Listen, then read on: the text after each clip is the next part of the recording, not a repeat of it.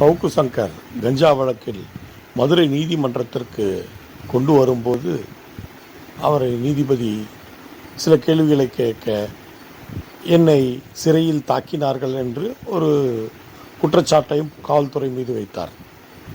அதுபோக நீதிமன்றத்தை விட்டு வெளியே போகும்போது ஒரு பெண்கள் துடப்பத்தை கொண்டு அவர் மீது வீசுவதும் அவருக்கு காட்டுவதுமாக செய்திகள் வந்தது, ஊடகங்களில் செய்திகள் ஒளிபரப்பப்பட்டது.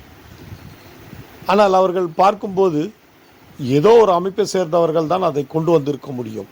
தனியாக தன்னிச்சையாக ஒவ்வொருவராக வந்து சேர்ந்ததாக தெரியவில்லை. எந்த அமைப்பு அப்படி வந்தது? யார் அவர்களை தூண்டி இங்கே கூட்டு வந்தார்கள்? இதை காவல்துறை வேடிக்கை பார்த்திருப்பது நியாயம்தானா? அதுவும் ஒரு அசிஸ்டன்ட் கமிஷனர், உதவி ஆணையாளர் அங்கே இருந்திருக்கின்றார். அப்படி இருக்கும்போது இவர்கள் எப்படி அங்கே கூடலாம்? இதற்கு அனுமதி கொடுத்தது யார்? இதையெல்லாம் கள ஆய்வு செய்ய வேண்டும். இதனுடைய உண்மைத்தன்மைகள் வெளியே வர வேண்டும்.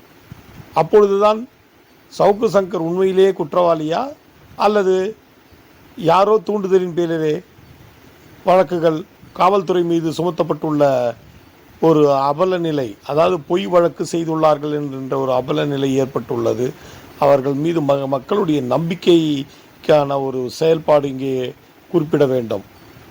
அதை போக்குவதற்கு காவல்துறை உடனடியாக இதன் மீது நடவடிக்கை எடுக்க வேண்டும்.